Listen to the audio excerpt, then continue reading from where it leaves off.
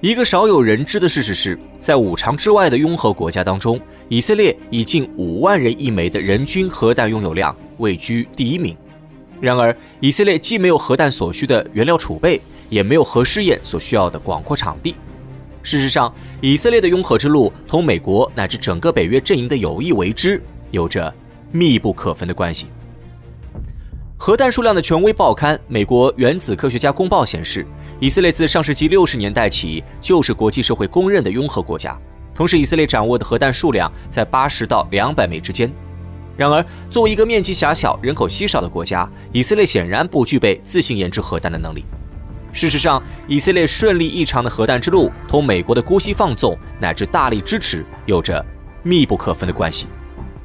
在美苏核竞赛于50年代开始之后，全世界的所有国家都意识到了核武器对于国家安全的重要意义。战略环境极其恶劣的以色列自然也会打起核武器的心思。然而，50年代的以色列刚刚在中东站稳脚跟，完全没有技术与财力支持一个庞大的核武计划。不过，对于以色列而言，这实际上完全不是问题。以色列虽然没有核能力，但是美国可是全世界第一的核武大国。美国有，某种意义上就是以色列有。在以色列人的要求之下，美国同意与以色列展开和平利用原子能计划，协助以色列开始利用核资源。可是，利用核能和制造核弹是两回事儿。虽然美国对于以色列言听计从，但是核扩散问题毕竟是50年代美国面临的主要国际问题。明目张胆地帮助以色列拥核，会在很大程度上影响美国的国际声誉。因此，美国人非常积极地帮助以色列进行民用核能研究，但是在核武器一事上却三缄其口。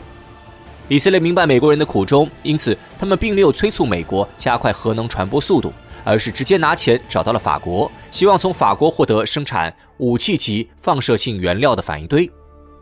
法国人一贯见钱眼开，在法国人的协助下，以色列于1958年修建了迪莫纳核反应堆，意图利用该反应堆生产核武器级的钚。不过，寻求法国技术支持一事，以色列完全没有通知同自己关系更为密切的美国。当美国中情局终于通过自己的情报网获悉该反应堆存在时，以色列人却只是轻描淡写地告诉前来问话的美国大使说，这是一家冶金研究机构。如果换作其他国家，此时的美国人一定会直接派出美军潜入该设施一探究竟。然而，当对象变为以色列时，美国人的反应令人大跌眼镜。在确信以色列开始明目张胆地进行核研究之后，美国人不仅没有主动出击，避免自己的小弟违反核不扩散原则，反而在政府内部进行自我反省，说服美国人接受以色列拥有核武器。1960年12月，美国情报界做出了有关以色列核计划的报告。他们一方面表示，迪莫纳核反应堆可以生产武器级的钚，实际上赞同了以色列迈出了生产核武器的最重要的步骤。但另一方面却做出以色列拥核将有助于阿以和解这种匪夷所思的结论。美国人认为，一旦以色列拥有了核武器，别无选择的阿拉伯人只能和以色列进行和平谈判。令人更加意外的是，主政的艾森豪威尔政府居然接受了这个结论。就这样，在美国人的眼皮子底下，以色列仿佛旁若无人一样，顺利地进行着核武计划。实际上，以色列自始至终都没有将美国人的意见考虑在内。在他们看来，法国既然敢将技术卖给自己，那么法国背后的美国人一定默许了这项交易。而美国人在事后做出的调查与结论，仅仅是为了捂住国内一小撮反战派的嘴。在获悉了美国默许以色列进行核试验的信息之后，阿拉伯国家一方面对美国进行了集体抗议，另一方面开始寻求苏联的支持。以埃及为首的阿拉伯国家希望能从苏联方面获得核技术，以应对来自以色列的威胁。然而，当得知了阿拉伯人的想法之后，美国却立马翻脸。在阿拉伯国家的请求传到莫斯科之后，刚刚上任的肯尼迪立即致电赫鲁晓夫，敦促后者遵守访美期间同艾森豪威尔政府达成的协议，不要将核武器提供给阿拉伯人。赫鲁晓夫对美国的双重标准一清二楚，他知道肯尼迪这通电话就是赤裸裸的歧视阿拉伯人。不过，他最终同意了美国人的要求，因为在他看来，美国的导弹早就部署到了更近的土耳其，以色列有没有核弹根本威胁不到苏联。他爽快地答应了肯尼迪的请求。就这样，在两个超级大国的默许之下，已经没有任何人能够阻止以色列的核计划。为了掩人耳目，美国在1962年开始依然定期质询以色列的反应堆是否用于核武计划，同时定期要求搜查以色列的核设施。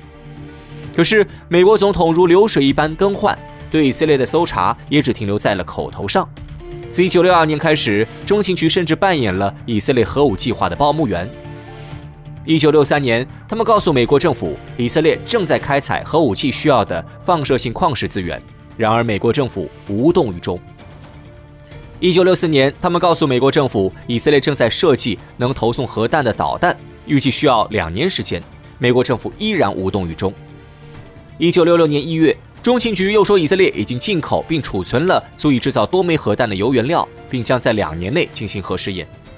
而同年2月，中情局直接表示，以色列已经尝试将核弹头武器化，以便用飞机等载具进行投送。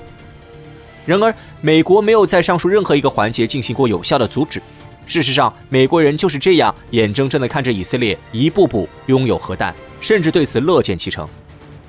根据中情局的情报，以色列于1967年进行了一次核试验，正式成为了国际公认的拥核国家。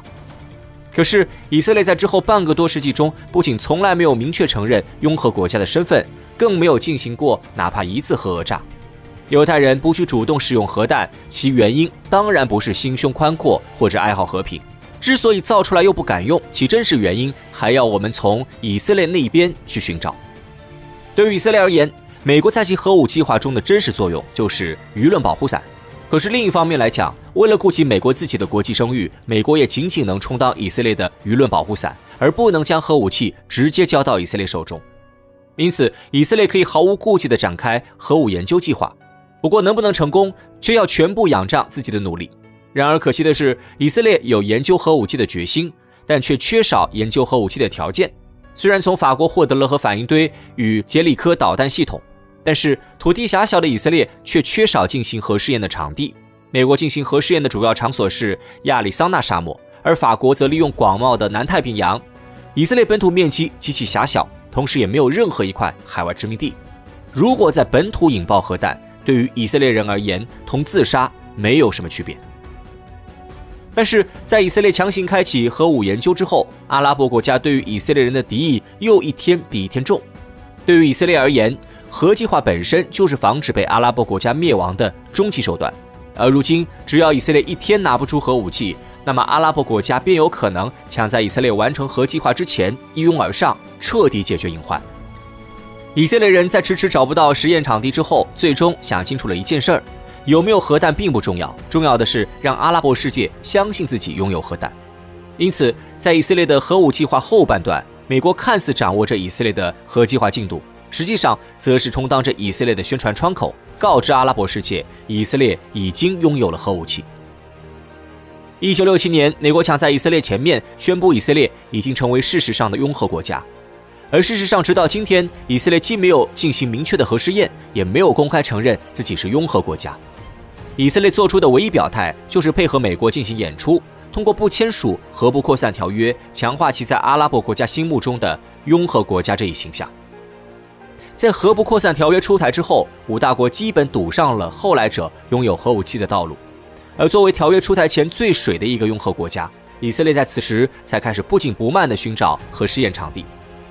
1979年，用于监测苏联是否进行违规核试验的船帆座号卫星系统，在南大西洋发现疑似核试验的双闪现象。据事后推测，该现象背后就是以色列国防军联合南非进行的一次核试验。可是，原子能专家们在推断后发现，即使导致该现象的真实原因是以色列进行的核试验，那么本次实验中的核弹当量也仅有3000吨，几乎是全世界威力最小的核武器。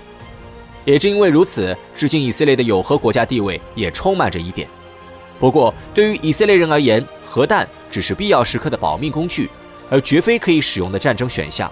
因此，比起真的拥有核武器而言，让以色列的对手相信他拥有核武器，才是以色列核计划的